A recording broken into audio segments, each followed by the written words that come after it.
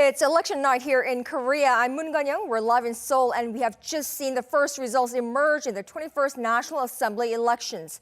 Early exit polls by Korea's broadcaster KBS show the ruling Democratic Party estimate to have won between 139 and 158 seats of 300 seats, while the main opposition United Future Party between 90 and 109. The ruling party looks to have won majority in parliament based on that exit poll by KBS. We'll delve more into those numbers later. But first, over 3,500 polling stations across the nation closed just minutes ago, 1 hour after the usual closing time of 6 p.m. for those under self-quarantine due to COVID-19. Our election team is covering all of the action at polling booth and counting centers throughout the nation. Our correspondents are in the field. Let's check in with them. First, Kan Young-woo at a polling station in Seoul's Chongno district. It's a highly symbolic electorate in Korean politics. Hyung-woo, now some critics feared it would be chaos. How did South Korea hold elections today? Kan-young, I gotta say it wasn't chaotic at all. Rather, everything went quite smoothly. And as you just said, the voting period for this year's general election officially wrapped up at 7 p.m. Now, just about an hour ago, 4 self-quarantined voters came to this particular polling station in Seoul's central Chongno-gu district. They were accompanied by health officials in full protective gear and used a separate voting booth set up outside the building. After each person cast their vote, the health officials disinfected the booth. The election authorities made it possible for the 60,000 people in self-isolation to be able to cast their valuable votes. According to the Ministry of the Interior and Safety, around 23%, some 13,000 people, applied to take part in Wednesday's election.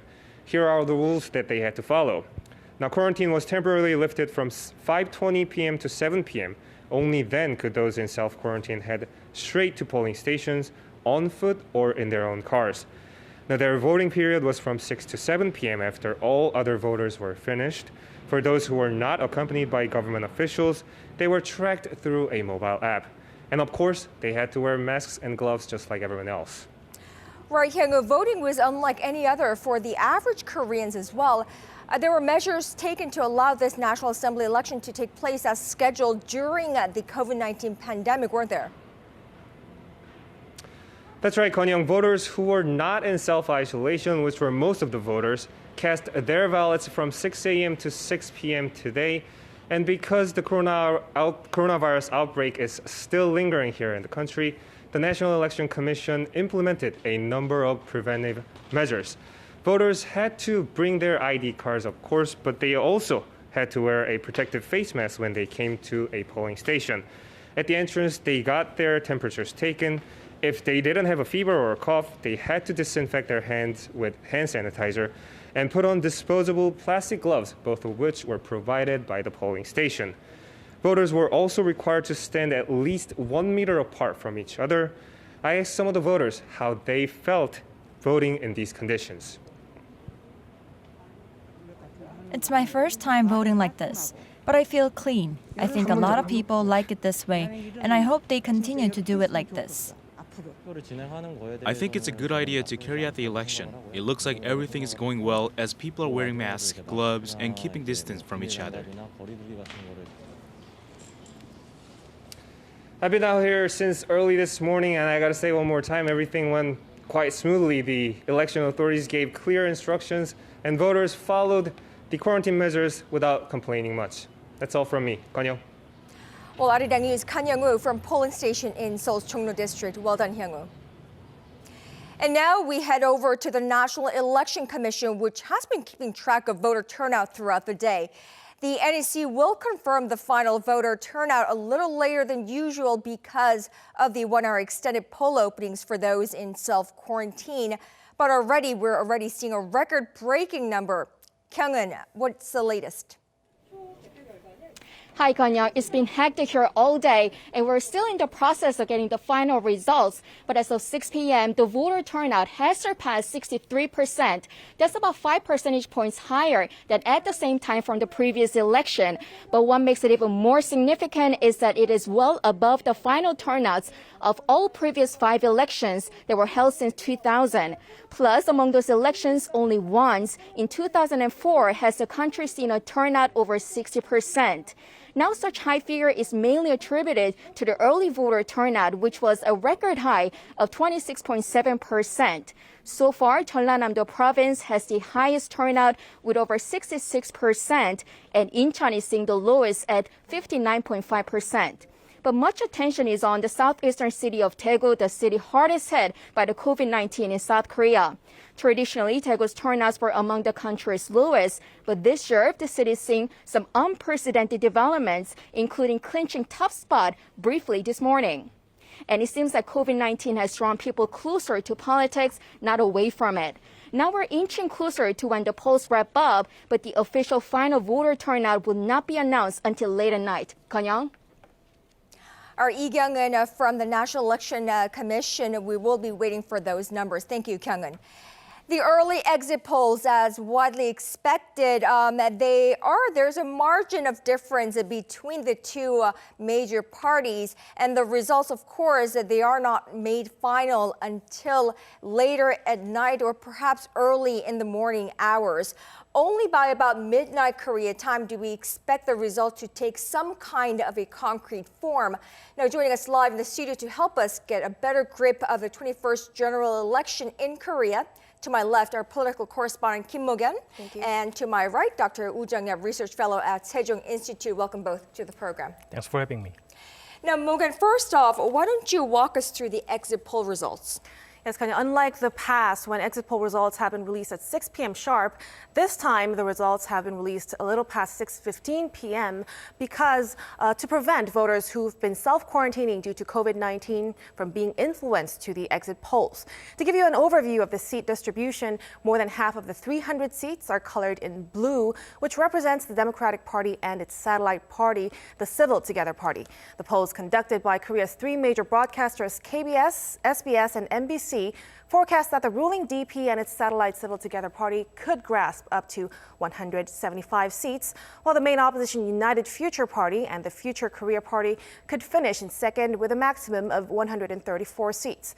The results of the exit polls are in line with the latest opinion polls conducted during the campaigning period, which had the Democratic Party heading for a win. As for the highly symbolic Jongno, where key political heavyweights are elected in South Korean history, ruling Democratic Party candidate Lee Na-kyun is taking the lead with 53%. Much attention has been focused especially on this district, as both candidates have served as prime ministers, and the winner of the district has been widely considered to have a higher chance to presidency. If the final results turn out to be similar to the exit polls, the distribution of seats in the 21st National Assembly will be similar to the 20th National Assembly, where the ruling party had the most seats. Right, Dr. Woo, these are very early exit poll numbers. Now, of course, for the 300 membered or seats up for grabs for the parliamentary election, are they in line with your expectations?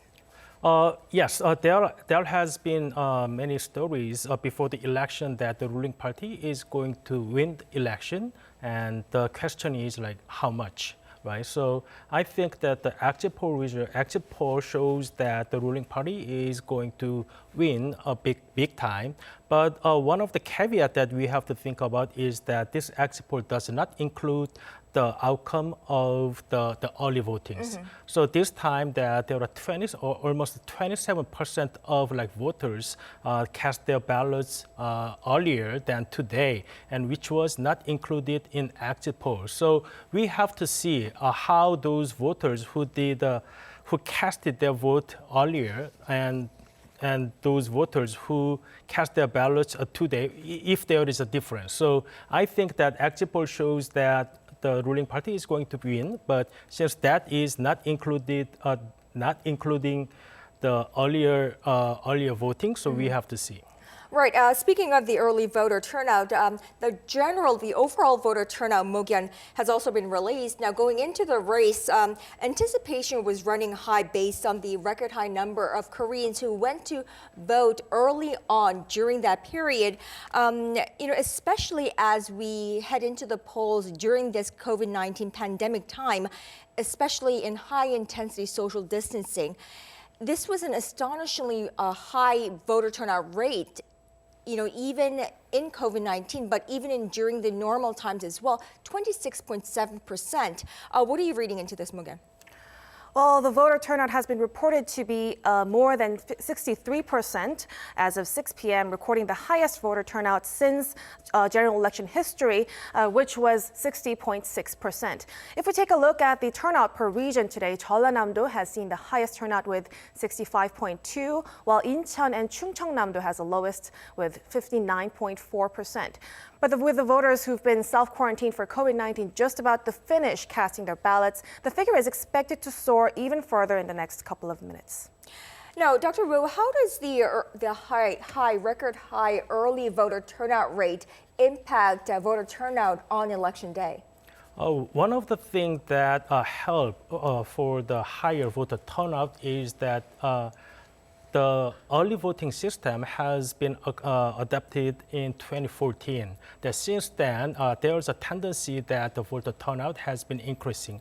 But this time, there has been some concerns because of COVID-19 that people might fear coming into the ballots because there are so many people who will be there. But as we saw that there are a lot of people voted today and in the early voting, and mainly because that, like in the United States and elsewhere, that South Korea's politics has been very polarized. That means that each fractions wanted to vote for their own political parties. So I think that brings a lot of voters to cast their ballots in early voting and today. And also very strangely and very ironically that with the COVID-19, there has been nothing on the news these days, only COVID-19 and the election.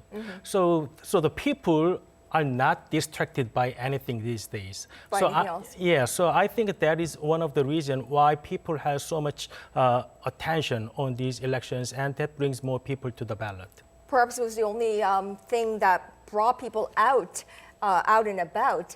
Now, how do turnout rate impact the final outcome of the election results? So we don't know yet, but since we have the regional breakout of the voter turnout, that we saw that the Gyeongsang area, Gyeongsang province and the Jeolla province, they show some higher voter turnout compared to other regions. And we know that the Gyeongsang province has been focusing more on conservative parties, and Jeolla province is more on progressive political parties. So the higher voter turnout in those areas means that South Korean politics is very polarized, and that led more people to vote in the region. Now, Mugen, fears of coronavirus are resetting political calendars all across the globe, but that's of course not the case in South Korea. It did, however, have an impact on those overseas voters. Yes, since early April, concerns have been raised over the impact of COVID-19 on the voter turnout. The National Election Commission has canceled overseas voting in 65 diplomatic missions in 40 countries for the first time since the system was first introduced in 2012. This meant only half of the nearly 172,000 eligible voters were able to cast their ballots.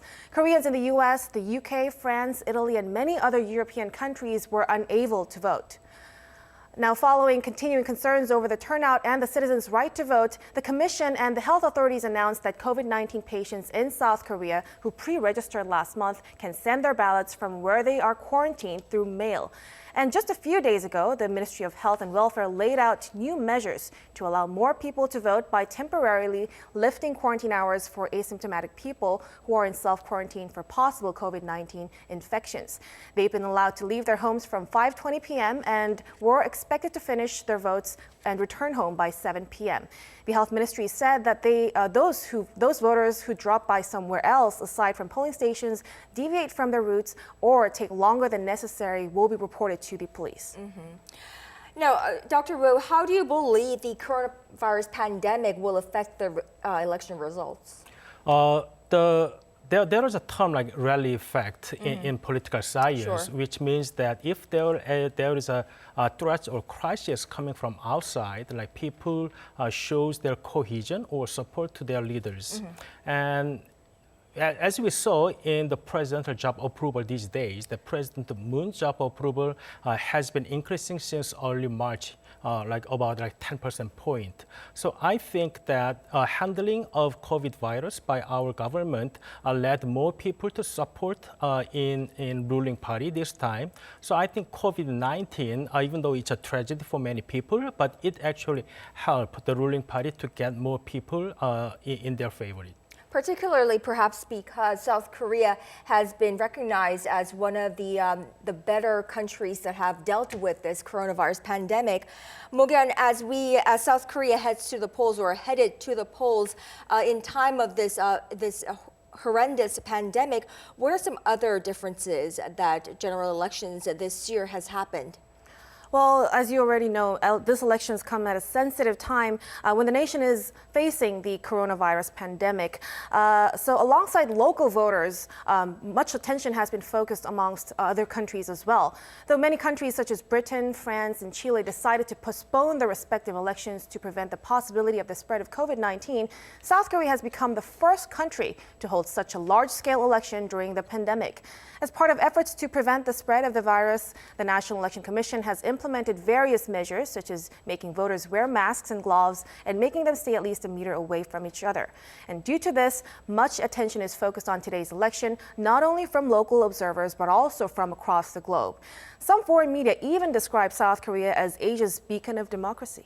Absolutely, and the rest of the world are keeping a close eye on South Korea as we head to the polls and as South Korea becomes the first in the world to head to the polls during this COVID-19 era.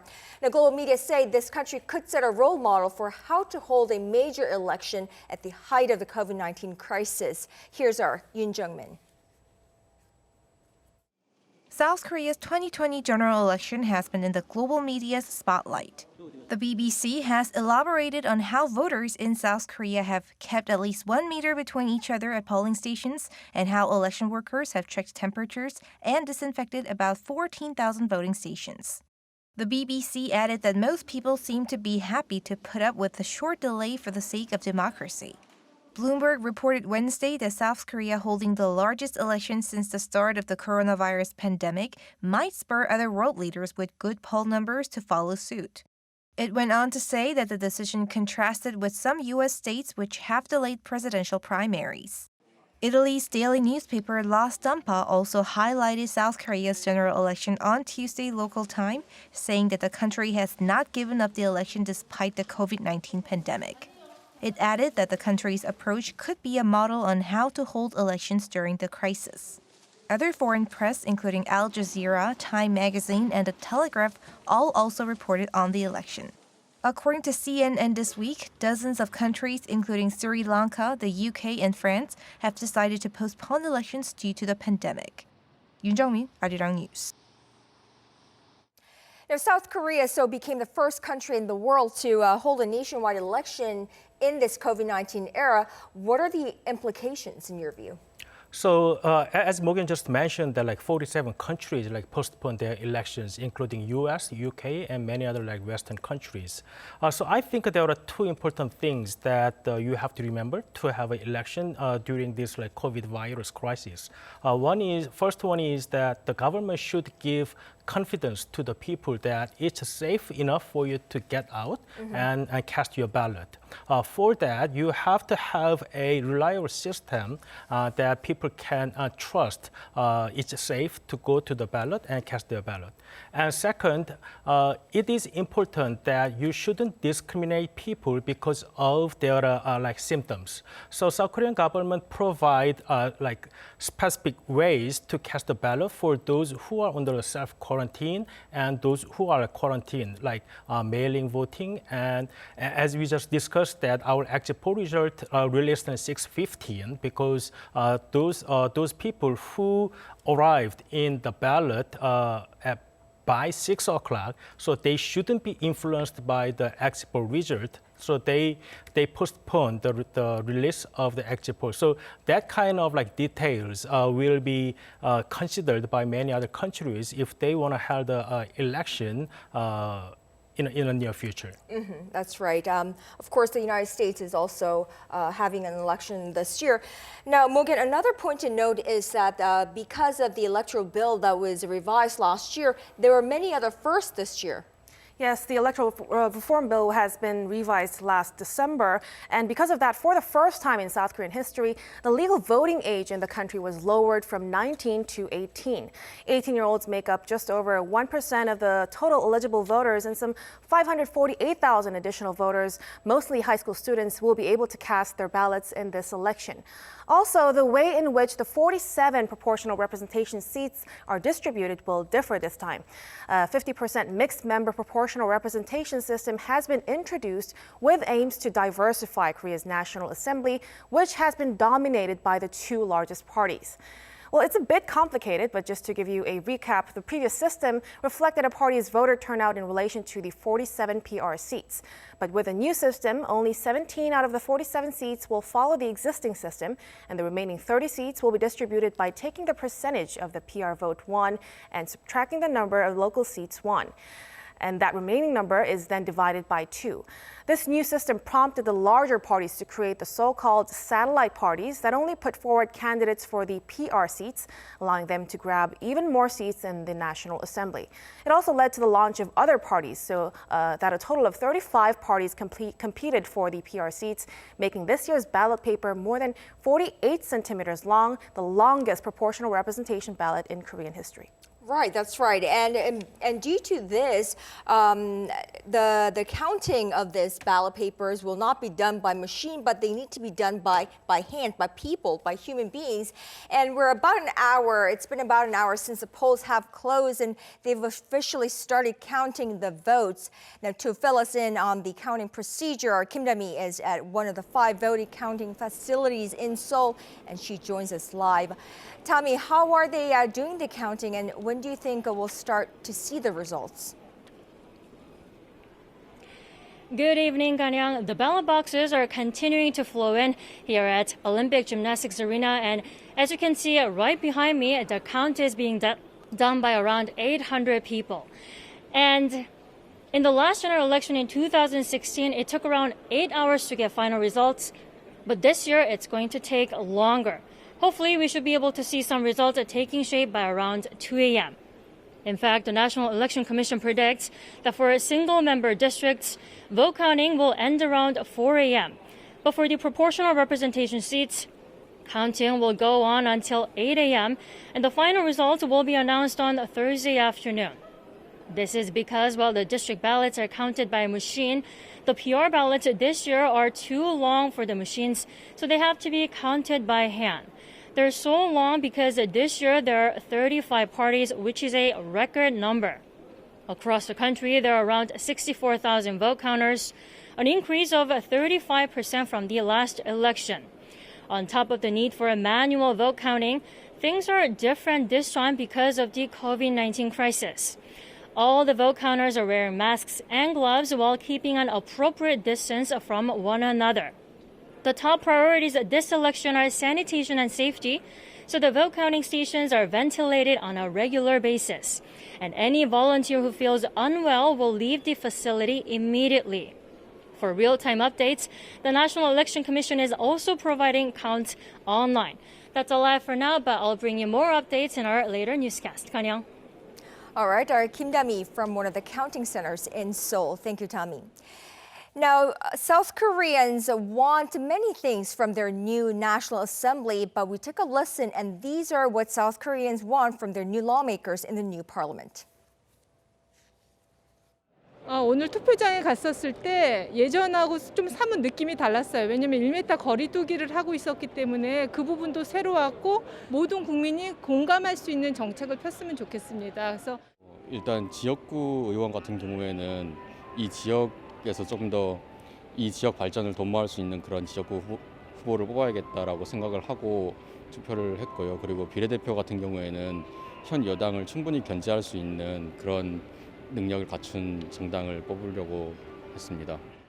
이번에 만 18세로 태어나서 처음 투표해보는 건데 학교에서 회장, 부회장 이런 거 뽑을 때 많이 했었는데 그런 거랑은 또 느낌이 다르더라고요. 빈부를 격차를 줄일 수 있는 다 같이 좀 행복하게 살아갈 수 있는 그런 정치를 해주셨으면 좋겠다고 생각해요. 코로나 여파로 단지 시작이 되었을 뿐인 그런 좀 경제적 어려움이 앞으로 좀 장기화될 것 같다는 느낌이 들었어요. 위기 국면을 돌파할 수 있는 좀 튼튼한 정책들이 마련되어야 하고, 그리고 일관성 있는 정치가 진행이 되어서 저희가 국가적으로 좀 똘똘 뭉쳐서 헤쳐나갈 수 있도록 그렇게 체력이 길러지면 좋겠다는 그런 생각을 했습니다. 네. 그냥 한 표 한 표 이렇게 계속 투표를 올리고 투표권으로서 이렇게 시민들이 계속 이렇게 정치를 주목하고 있다, 그냥 그런 거를 좀 기대를 그 정도는 하는 것 같아요. 국민의 통합을 해야 되겠고, 특히나 이 정치하는 분들은 정쟁을 좀 없애고 국회에 들어와서 우리 국정을 논의하는 그런 정치인이 돼야지. 사람들이 일단 코로나인데도 앞에 줄 서 있는 거 보고 굉장히 놀랐고, 그래도 사람들이 많이 참여하는 거 보고 앞으로도 계속 투표 참여를 해야 된다고 생각했고, 나중에라도 제가 편할 수 있는, 어른이 돼서라도 편할 수 있는 그런 공약들을 좀 더 보고 약간 미래를 좀 생각을 해가지고 투표를 했습니다. 일단 아이들이 원래 처음 투표하는 해에서 벅차네요, 가슴이. 자영업자인데 자영업자가 좀 더 편하게 소득을 좀 창출했으면 하는 마음입니다. 처음 투표라서 굉장히 기분도 좋고, 청년들한테는 중요한 게 그런 부분이기 때문에 또 이런 일자리 관련해서도 많이 개선이 되었으면 좋겠습니다. Now, we have been getting a first peek of the early exit polling information. Now, we saw how the main parties are looking like. Mugen, why don't you give us a recap of the exit polls and the current voter turnout rate? Sure. As of 6 p.m., the voter turnout surpassed 63%, which is the highest in general election history since 2004. And just because COVID-19 people who've been quarantined for COVID-19 have finished casting their ballots, the figure is even expected to soar more higher. And to touch upon the exit polls, more than half of the 300 seats are colored in blue, which represents the Democratic Party and its satellite party, the Civil Together Party. The polls conducted by Korea's three major broadcasters, KBS, SBS, and MBC, forecast that the ruling DP and its satellite party could grasp up to 178 seats, while the main opposition United Future Party and the Future Korea Party will fall second in line with around 130 seats. If the final results turn out to be similar to the exit polls, the distribution of seats in the 21st National Assembly will be similar to the 20th National Assembly, where the ruling party had the most seats. All right, thanks, Mugen. Dr. Wu, are there some key questions or factors that you're looking at as an indicator of how things will unfold throughout the night? So I think that the most important element for the outcome of this election is that whether the ruling party and its satellite party is going to have enough seats to go through the fast track, which is very unique feature in South Korean National Assembly, that if you get more than 60% of the seats, then you can, frankly speaking, you can just do in your own way. Because in South Korean National Assembly, unlike U.S. Congress or other countries' Congress, which is like a majoritarian system, if you take majority, then you can do anything in your own way. But in South Korea, it's more of a consensual parliament, which requires major parties to establish a consensus before they pass the bill.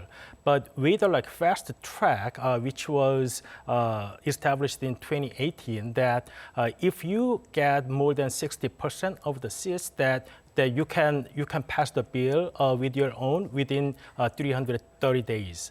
So if since the exit poll shows that the ruling party, in the best scenario, that they will get like 177 seats, which is like three seats short of like fast track possible way. So which is 180. Yes. So I think that if they get more than like 100 seats, then it's going to be a huge impact for the Korean politics. Now, Morgan, after the exit polls were released, what were the reactions from each of the parties? Well, rival parties have been setting up situations rooms in the National Assembly, and they've been watching this whole exit poll come out together. And as the exit polls got released, the ruling party was at a celebratory mood, and the party's leadership and lawmakers have been applauding for their candidates with smiles on their faces. And members of the main opposition United Future Party, meanwhile, were more discreet in expressing their emotions as they weren't able to turn the tables in this elections. Other minor parties also seem to be disappointed since the exit polls show a little change from the 20th National Assembly. And also in light of the coronavirus outbreak, the party personnel in the situation rooms were all asked to wear masks, and the number of people who can enter the rooms have been minimized. So there's a little smaller press contingent at the site than the previous general elections. So keeping physical distancing to a certain level, I suppose. Dr. Wu, how do you expect tonight's results to impact the country's state of affairs post-general election? One of the things that will definitely going to bring up is about whether they are going to change the election law again. So as Morgan just explained, that it's very complicated seat distributing system, the mixed member proportional system. The purpose of having that new election law is to give more chances of like minor parties to be represented in the National Assembly. So compared to the like 20th National Assembly, that about 16% of out of 300 seats were allocated for the like minor parties, right? But if the exit poll result is hold in the real vote count, then probably it's going to less than 8%. So since with the mixed member proportional system, it actually decreased the number of like minor parties in the National Assembly. So there's going to be a discussion on the election law definitely. And with the big win by the ruling party, then there's going to be a discussion about anti-corruption agency, how they are going to expedite it, and how they are going to change the role of prosecutor's office and the police. So the ruling party, with the big win in 2018 local election, and with the big win this time, that they are going to have more mandate from the people to proceed with their agenda in the future. Now, Morgan, when do we expect the final outcome or results to come out of this election? Well, the National Election Commission says that around 2 a.m., the outline of which party would get more seats, which party would get how many seats will be released, and the total vote count will be completed at around 4 a.m. And counting votes for the proportional representation seats will likely be finished by 8 a.m. due to the extraordinary long 48.1 centimeter PR ballot paper that couldn't be inserted to the ballot classifying machine. The final results of the distribution of PR seats will take even longer to be released because the new calculation method based on the 50% mixed member proportional representation system. Now, the final results are expected to be announced on Thursday afternoon. Definitely too early to tell you, as there to appear many hotly contested areas. Do we expect that the ballot paper to be shortened next time? Yeah, there are 35 like political parties, which I don't remember all the names. This election, but as I just told you, that mixed member proportional system doesn't give them any benefits. So I expected that they are not going to show up again. All right. Well, definitely too early to tell right now, but we will get a shape of who will win and who will win each constituencies and how many proportional members later tonight or early in the morning. Thank you so much to both of you, our political correspondent Kim Mo-gan and Dr. Woo Jung-yep of Sejong Institute. Thank you both. Thank you. Thank you for having me.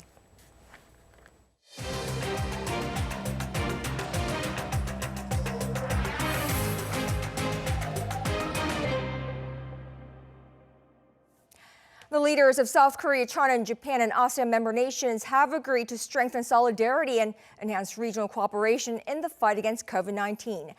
As well as setting up a joint fund for health emergencies, the leaders also aim to implement a system to reserve essential medical supplies. Arirang News Blue House correspondent Kim Min-ji reports. The ASEAN Plus 3 leaders have agreed to set up a regional COVID-19 response fund. In a joint statement following their virtual summit on Tuesday, the leaders said they would relocate existing cooperation funds, stressing the need to ensure adequate financing to contain the pandemic and protect people's lives. They also plan to establish a system to reserve essential medical supplies. To minimize the socio-economic impact of COVID-19, the ASEAN Plus 3 will encourage regional interconnectedness by facilitating the essential movement of people, including business travel. They also reaffirmed commitment to keeping markets open for trade and investment, as well as to maintain emergency food supplies. A strengthened early warning system in the region for infectious diseases was also suggested, and for the timely and transparent exchange of real-time information and measures each country has taken. The video conference presided by Vietnam, this year's ASEAN chair, was similar to the virtual summit held between the leaders of the Group of 20 in late March. COVID-19 cases among ASEAN nations has topped 21,000, up from less than 1,000 around a month ago. Facing the seriousness of this ongoing COVID-19 pandemic, we need to promote the valuable tradition of unity and hand-in-hand cooperation to strongly overcome this challenging and critical situation. During President Moon Jae-in's turn to speak, he said that South Korea will secure additional funding for humanitarian assistance and respond to the fullest extent possible to any calls for help from other countries, including ASEAN nations. 한아세안 협력기금 활용 방안도 협의 중입니다. 아시아개발은행 신탁기금을 통한 지원 방안, 아세안 플러스 3 차원에서의 기금 조성 방안을 포함해 가용한 모든 재원이 동원되어 회원국 모두가 함께 코로나19의 위기를 극복하길 희망합니다. President Moon said that South Korea will actively share its first-hand experience and know-how, adding that he hopes the initiatives agreed upon Tuesday will lead to tangible outcomes that can put an end to the COVID-19 crisis. Kim Min-ji, Arirang News. South Korea has reported 27 new coronavirus cases today, bringing the nation's total to 10,591.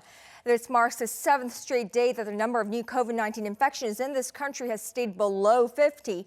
The Korea Centers for Disease Control and Prevention said that while the number of new cases has remained low, chances of further infections persist with people heading out to polling stations on this election day. 11 of the 27 new cases are from the metropolitan area, 5 from Seoul and 6 from Gyeonggi-do province. Meanwhile, COVID-19 continues to spread around the world. The number of coronavirus patients in the United States represents around 30% of all cases around the world. The U.S. has reported 605,193 total confirmed cases and 25,757 deaths as of Tuesday local time, according to a tally by Johns Hopkins University. New infections have been on decline for a 4th straight day, but the U.S. recorded the most coronavirus deaths in a single day with more than 1,800 fatalities. Meanwhile, China is still reporting new cases of COVID-19. Its National Health Commission reported 46 new confirmed patients, 1 death, and 57 asymptomatic patients. Of the new cases, 36 were imported. The International Monetary Fund warns that the global economy is on track for its sharpest downturn in nearly a century. Global growth this year will be negative because of what the IMF is calling the Great Lockdown. Kim Hyo-sun reports. The global economy is expected to shrink 3% this year as the international community fights the COVID-19 pandemic. That's according to the IMF, which explained Tuesday that this will be the steepest downturn since the Great Depression of the 1930s. So now, under the assumption that the pandemic and required containment peaks in the second quarter in most countries in the world, and then recedes in the second half of this year, we are projecting global growth in 2020 to fall to minus 3%. This makes the Great Lockdown the worst recession since the Great Depression and far worse than the global financial crises. The IMF explained this is a significant drop of 6.3 percentage points from its previous forecast in January. It also slashed South Korea's economic outlook for this year to minus 1.2% after an initial prediction of 2% growth last October. However, it expects a so-called V-shaped recovery for South Korea and the global economy next year, forecasting 3.4% and 5.8% growth for South Korea and the world, respectively. At the same time, it acknowledged that prospects for 2021 remain clouded by uncertainty. Describing the situation as, quote, the Great Lockdown, the IMF added that both developed and developing countries will face economic difficulties.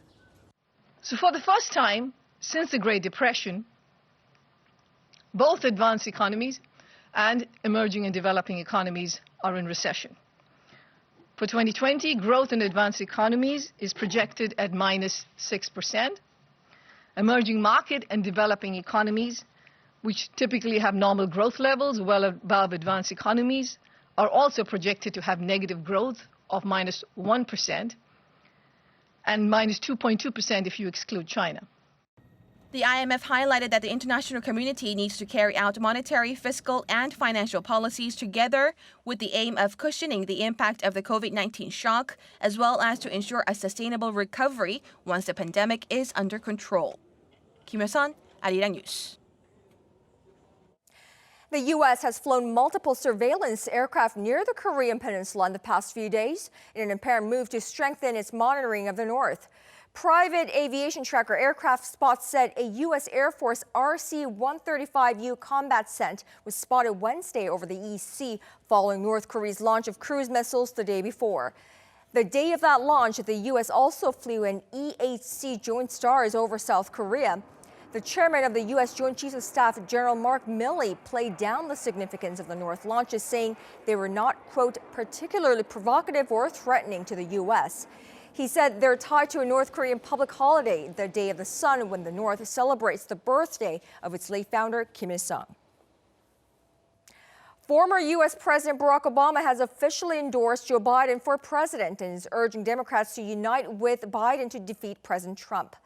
In a video clip posted on the Biden campaign's YouTube channel Tuesday, Obama described his former Vice President Biden as a candidate with the leadership and experience to guide the U.S. through one of its darkest times. That's why I'm so proud to endorse Joe Biden for President of the United States. Choosing Joe to be my Vice President was one of the best decisions I ever made.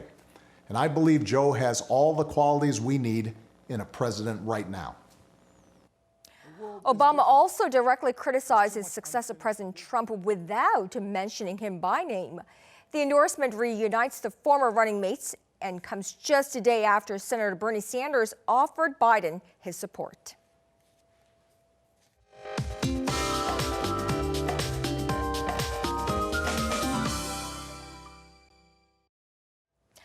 And time now to get a check on the weather conditions. Let's go over to our Lee Seung-min at the Weather Center. Seung-min, the weather was pretty sunny today for the election, but what can we expect tomorrow? Well, we were able to vote under clear, sunny skies here in South Korea today, but please be aware that there are still wide temperature gaps as the mercury will fall significantly back down overnight. And dry weather warnings have been extended to some southern regions, such as in Gwangju and Busan. The dryness will continue until Friday, when showers are expected nationwide. Taking a look at the current fine dust levels, yellow dust from overseas is affecting the air quality. And fine dust concentration in Bucheon is at 74 micrograms, Paju 56, and Seoul at 46 micrograms, all standing at bad levels. And morning temperatures tomorrow in Seoul will be 10 degrees Celsius and Daegu 8. Daytime temperatures tomorrow will rise up to 25 degrees, which will be close to early summer-like weather. And as rain is expected on Friday, temperatures are expected to fall back down to 16 degrees. And during the day tomorrow, Tokyo will see afternoon showers and Beijing will have sunny spells. I'll leave with weather conditions around the world.